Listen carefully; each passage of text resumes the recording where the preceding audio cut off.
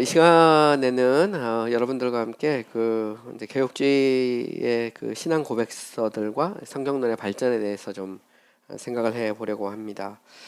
우리가 이제 성경에 대해서 우리가 이제 역사적으로 이제 살펴보고 있는데요. 이제 먼저 이제 중세 스콜라주의 그 스콜라 시대의 그런 성경관에 대해서 생각을 해보았고요. 그리고 이제 지난 시간에는 이제 종교개혁자들의 이제 성경관에 대해서 생각을 해보았습니다.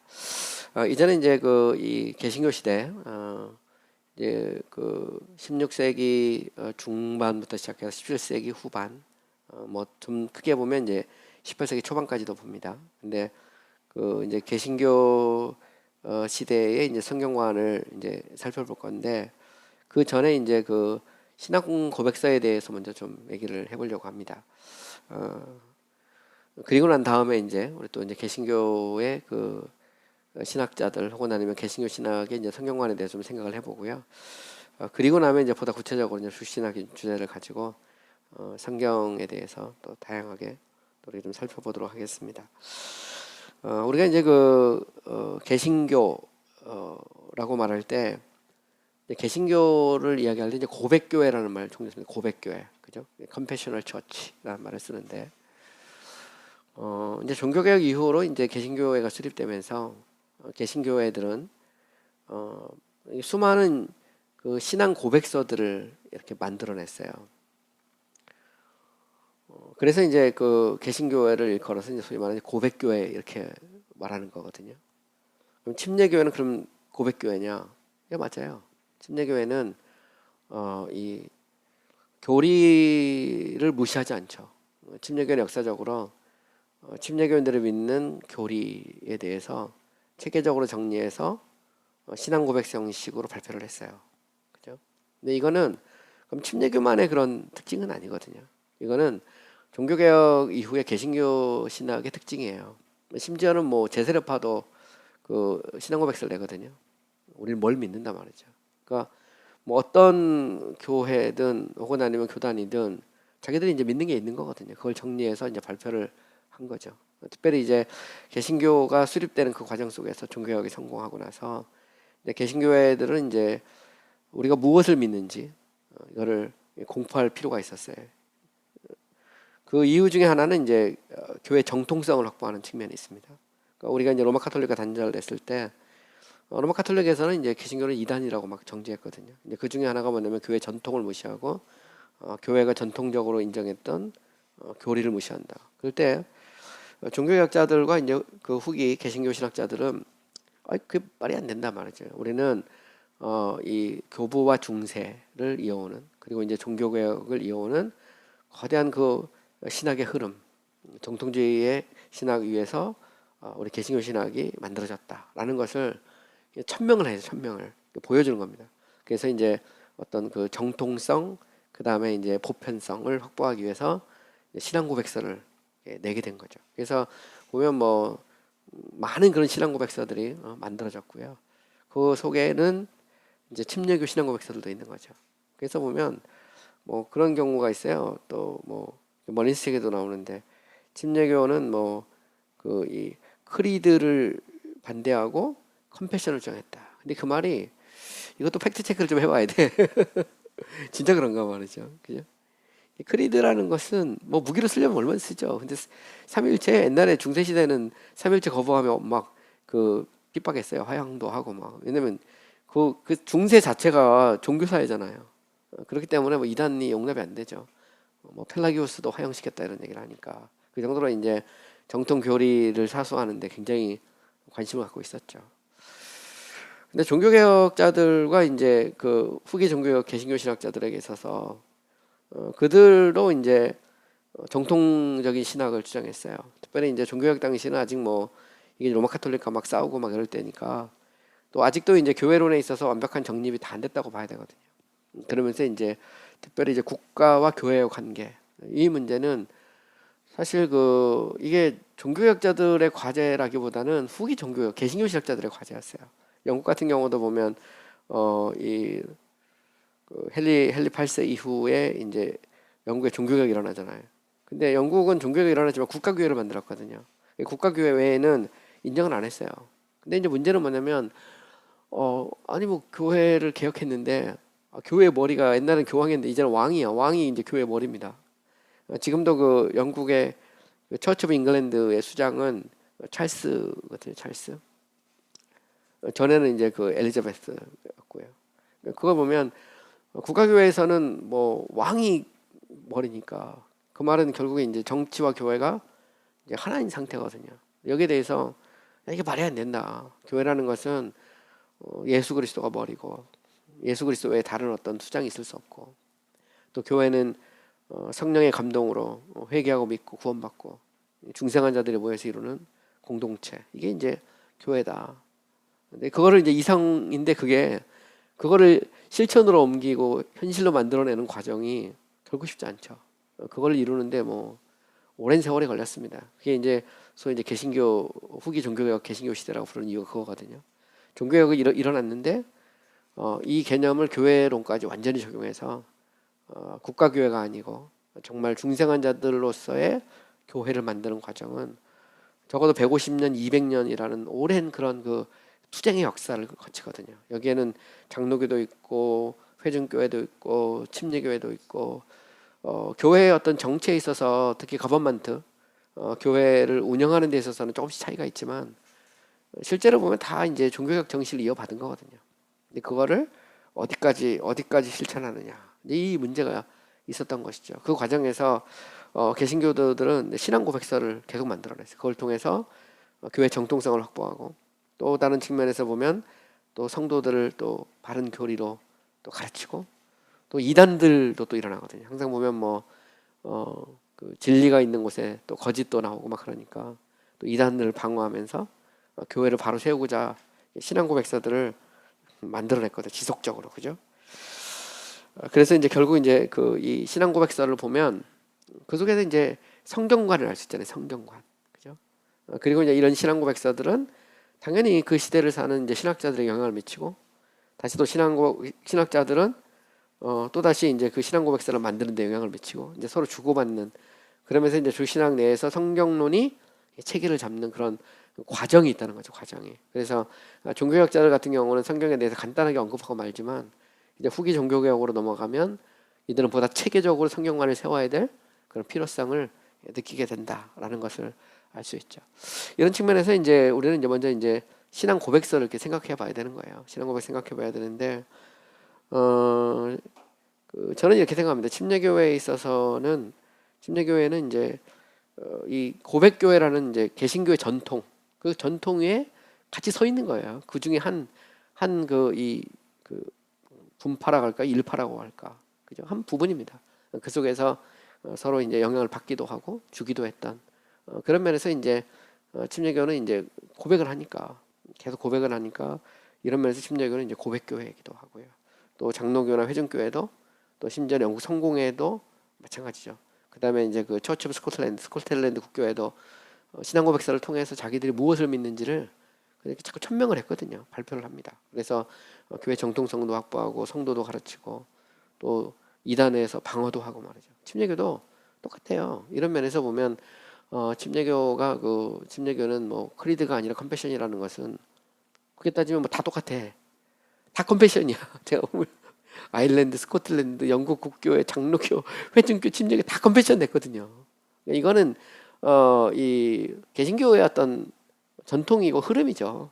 흐름이기 때문에 이게 뭐 무슨 뭐 침례교만 컨페션 냈으면 그건 진짜 그런가 보다, 크리트가 아니고 컨페션인가 보다 그러지만 역사를 이렇게 신학적으로 연구를 해보고 또 이렇게 해보면 어렵지 않게 알 수 있어요. 침례교라는 것은 개신교 고백교회 전통에 서 있구나라는 것을 우리는 자연스럽게 알 수 있단 말이죠. 우리는 이걸 믿는다. 이게 고백을 한 겁니다. 천명을 한 거예요. 계속해서 천명을 했고, 이거는 뭐 일반 침례교회가 됐든 특수 침례교회가 됐든 미국으로 넘어갔던 그런 청교도들 침례교가 됐든 뭐 다 마찬가지죠. 보면 한결같이 그런 그 개신교회 고백교회 전통 위에서 서 있다라는 것을 우리는 어렵지 않게 알 수 있다라는 것을 우리가 좀 정리를 해야 됩니다. 그래서 침례교가 반대한 것은 뭐 컨페션도 마찬가지예요. 컨페션 갖고 총칼 들면 그거 당연히 반대하죠. 침례교는 신앙의 자유니까. 뭐 크리드가 됐든 뭐가 됐든 마찬가지입니다. 보면 침례교회는 진리를 아는 것과 진리를 가지고 총칼을 드는 것은 다르다고 생각했죠. 이거는 침례교만이 아니고 당시 보면 이제 신앙의 자유를 주장했던 장로교나 회중교회나 퀘이커나 다 마찬가지입니다. 이들은 이제 신앙의 자유를 주장했으니까 그런 거대한 어떤 분리주의 운동, 청교도 운동 속에서 침례교회가 이제 조금 다른 교회론적 이상을 가지고 이렇게 시작이 됐고 그것이 이제 오늘날 개신교의 중요한 한 교단으로 이렇게 성장하게 된 것이죠. 그래서 저는 이제 우리의 차이를 자꾸 막 그런 데서 찾는 것은 좀 위험하다고 생각합니다. 그래서 뭐 어떤 사람은 뭐 침례교회는 뭐 크리드가 아니라 컴패션이다 그러는데 그럼 다른 교단은 뭐 다른 게 있으면 그런가 보다 그러지 보면 뭐 다른 게 없는데 뭐 이렇게 그걸 가지고 강조를 하나 그잖아요. 보면 신앙의 자유를 위한 투쟁 그러면 청교도는 다 신앙의 자유를 위한 투쟁이에요. 그 사람들은 거기는 회중교회, 장로교회 뭐 다 있거든요. 심지어 퀘이커까지. 그 속에서 보면 맞아요. 신앙의 자유라는 것은 침례교회가 가지고 있는 굉장히 소중한 유산이죠. 그러나 그건 꼭 우리만의 유산도 아니다라는 것을 알 수 있고 또 크리드라고 하는 것도 보면 교회의 오래된 어떤 그런 전통으로 침례교회인데 그 자체를 부인한 건 아닙니다. 성경과 유배되면 당연히 부인하죠. 그러나 성경과 일치하면 부인할 필요가 없는 거고 크리드는 자연스럽게 컴패션 속에 이렇게 녹아 들어있는 거잖아요. 이렇게 녹아서 들어있고 뭐 그런 면에서 보면 침례교가 뭐 오직 성경만 해서 침례교는 크리드를 부인했다. 뭐 말도 안 돼. 그러면 그 이단이란 말이거든요. 그거는 제세례파나 그렇게 한 거고 보면 그러니까 이게 뭔가 역사적 침례교회하고 제세례파를 자꾸 이렇게 혼동하면 또 원래 그 이 아나벨티스도 처음부터 침례주고 그러지 않았어요. 보면 준 사람도 있고 뭐 관수례도 있었고 뭐 보면 세례 준 사람도 있었고 뭐 다양하거든요. 그 안에 이 분파가 되게 다양해요.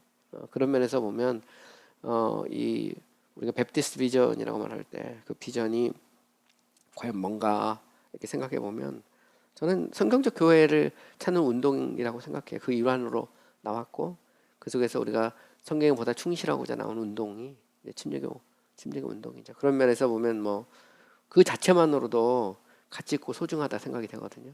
뭐 꼭 뭐 그 앞에서 보면 침례교 자유있고 자유의지 그렇게 가면 그러면은 뭐 자유의지를 인정한 침례교인들이 역사 속에서 별로 없는데 제가 볼 때 많지 않아요. 노예 의지론이 훨씬 많거든요. 보면. 그러면 뭐 다 침례교회는 아닌가 말도 안 되는 얘기 하는 거죠.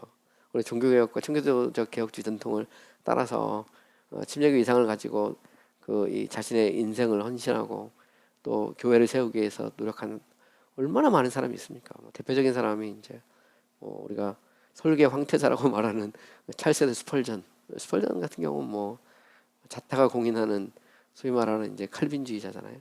그래서 스펄전은 심지어 뭐 그런 얘기를 했어요. 나는 존 칼빈 자신을 쫓는 진정한 칼빈주의자다. 그래서 I'm a true Calvinist after John Calvin himself. 이런 말을 썼거든요.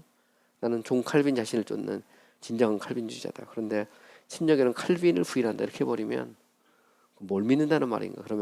그러면 이제 스펄전이 침례교 조상이라고 하지 말아야지. 그잖아요. 존 버년 그러면 존 버년은 뭐 당연히 노예지론인데 존 버년 그러면은 침례교의 자유는 자유지론이다 그러면 존 버년 버려야 됩니다. 벤자민 키치부터 시작해가지고 뭐 미국에 있던 수많은 그런 저 개혁주의 전통에서 있던 침례교인들은 다 뭔가 그거는 역사 왜곡이에요. 그러니까 제가 볼 때는 자유의지를 믿는 침례교인도 있었다 그러면 그거는 오케이 맞아요. 네, 맞습니다. 또 침례교인 중에서 또 신앙의 자유를 막 주장하면서 소위 말하는 이제 이 크리드 이런 거에 대해서 반대하는 사람도 있었다 보면 뭐 그런 사람도 있었던 것 같아. 있기는 있는 것 같아. 그런 사람도 뭐 그러면 이단이지. 엄밀히 말하면 삼위일체 부인하면 이단인데 뭐 그런 사람도 있을 수 있죠. 그렇지만 적어도 우리 신앙 고백서나 이런 것들을 쭉 훑어볼 때 침례교회는 이제 소위 이제 정통 개신교 전통 위에 서 있는 거죠. 그걸 우리가 부인하면 안 되는 거거든요. 우리는 역사적 유산을 받은 겁니다. 초대교회와 중세와 종교개혁과 그 후기 종교개혁 개신교 신학의 전통을 이어오는 그 이 도도한 흐름 속에 침례교 운동이 있었던 거고 그런 면에서 그 자체로도 충분하다는 거죠. 예. 보통 보면 뭐 그런 얘기 많이 하잖아요. 그 장로교는 칼빈이 있고 뭐 그 감리교는 웨슬리가 있는데 침례교회는 존 스마이스가 있다. 존 스마이스 너 침례교회를 세우는데 기여했던 중요한 인물이죠. 그렇지만 또 다르죠. 존 스마이스는 뭐 신학자도 아니고 따지고 보면. 그리고 그게 뭐게 중요합니까? 또 어떤 사람은 뭐 아예 그런 거 없다 이렇게 주장하지만 제가 볼 때는 뭐 꼭 누가 조상이가 아니고 침례교 운동이라는 것은 어느 한 사람을 쫓아보고 나는 운동이 아니고 교회론적 운동이거든요. 성경을 연구하다 보니까 우리가 국가교회는 아니야. 중생한 자들의 교회가 맞는데 이게 맞아. 이게 정말 성경적이야. 그런데 우리가 성경을 읽어보니까 우리는 회중교회와 이 신자의 침수 심리가 성경적이다 라고 믿는 사람들이 생겨난 거예요. 그들이 한 사람 두 사람 이렇게 모이다 보니까 어차피 이제 국가교회로 반대하고 나오는 거잖아요. 나오는 과정 속에서 장로교적 비전을 본 사람들이 장로교가 되는 거고, 그 다음에 회중교회적 비전을 본 사람이 회중교회를 세운 거고, 침례교적 비전을 본 사람들이 침례교를 세운 겁니다. 보면 이들에게 있어서 종교개혁은 공통의 유산이에요. 따지고 보면 엄밀히 말하면 영국의 장로교, 회중교, 침례교 애들에게 있어서는 종교개혁과 후기 종교개혁이라는 것 자체는 공통의 유산입니다. 공통의 유산이고 우리는 그 유산을 우리 것으로 받아들이죠. 이런 면에서 우리는 뭐 루터도 공부하고 칼빈도 공부하고 무스클러스도 하고 불링거도 하고 하면서 배우는 거 자꾸 배우면서 내가 어디에 있는가를 고민하게 되는 거죠. 신앙고백서도 마찬가지입니다. 신앙고백서도 제가 좀 있으면 더 자세히 알겠지만 사실 보면 그 침례교 신앙고백서하고 웨스트민스터 신앙고백서가 거의 똑같아요. 교회론 빼고는. 교회에서 회중교회가 신자 침수 심자 빼고요. 나머지는 저 단어 한자까지 똑같습니다. 보면 그 일반 침례교회와 특수 침례하고 똑같아요. 거의 차이가 없어요. 저기 그 속죄 범위만 차이가 있는 것이지.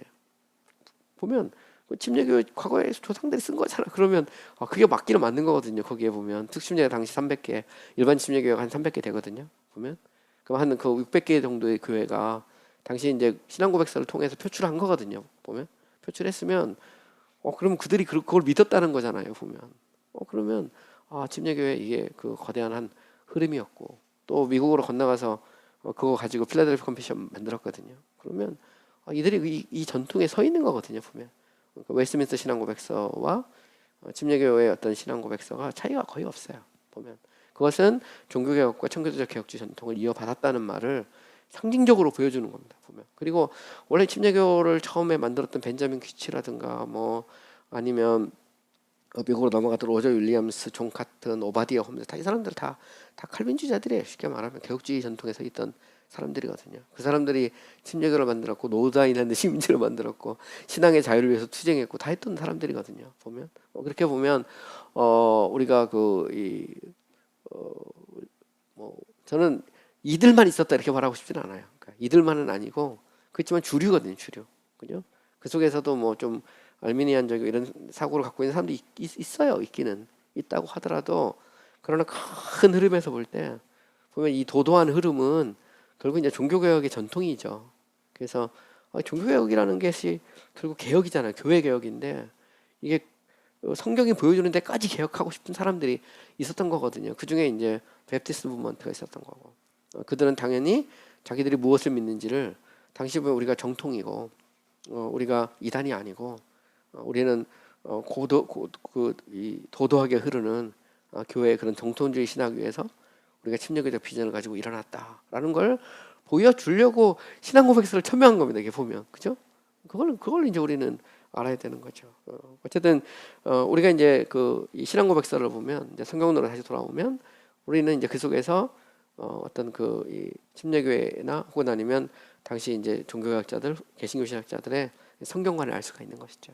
근데 이제 이런 신앙고백서를 읽어보면 결론적으로 말하면 그들은 성경을 이제 신앙과 행습의 곧 신학의 유일한 원천으로 보죠. 그들은 성경과 전통, 성경과 경험을 동시에 보지 않습니다. 근데 이들은 한결같이 그렇다고 전통을 무시하진 않아요. 하위 개념으로 보는 것뿐이지 전통을 소중한 유산으로 봤거든요. 그게 이제 제세례파하고 다른 건 제세례파는 이거는 이제 오직 성경인데 문제는 전통을 인정하지 않거든요. 이제 성경만 갖고 새로 시작하다는 말이거든요. 근데 이거는 당시 보면 이제 종교학자들 볼 때 너무 급진적으로 보였던 겁니다.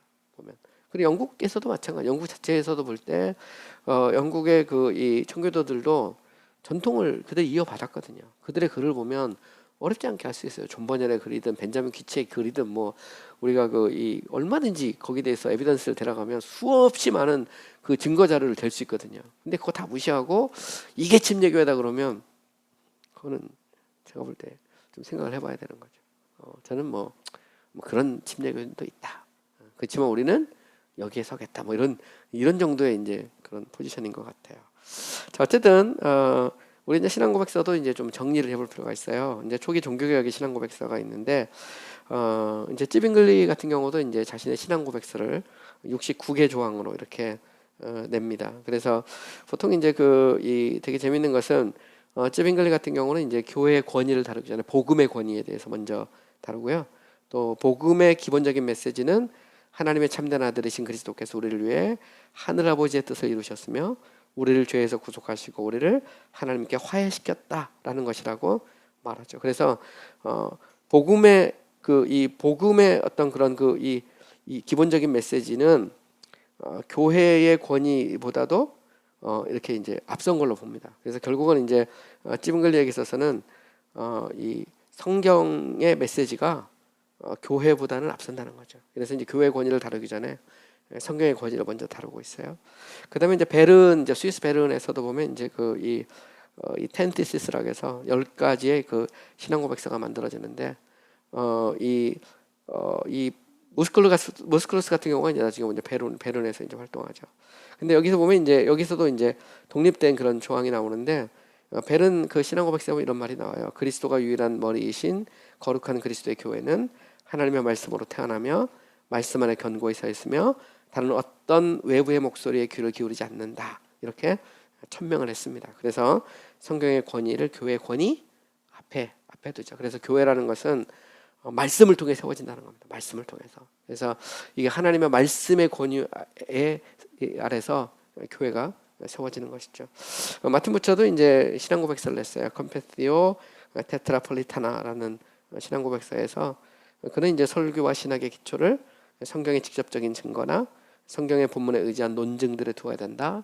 이렇게 말했습니다. 그래서 결국 설교나 신학은 성경에서 나오는 거죠. 그죠? 하나님의 말씀에서부터 우리의 이제 설교나 신학이 수립이 되어야 된다 이렇게 주장을 했어요. 그다음에 이제 그 하이니 블링거가 주축이 됐던 제 1차 헬베틱 신앙 고백서, 그다음에 이제 제 2차 바젤 신앙 고백서를 보면 하나님의 말씀과 교회의 기초로서 성경에 대한 단순한 해석을 넘어서서 성경에 대한 정의와 해석과 교부들과 전통과 성경과의 관계와 성경의 범위와 같은 정교한 이제 성경론에 대한 고백이 이렇게 나옵니다. 그래서 상당히 좀 자세한 세부적인 그런 이제 성경론에 대한 얘기들이 이 헬베틱 그리고 바젤 신앙 고백서를 보면 나와 있어요. 저는 이제 우리가 이제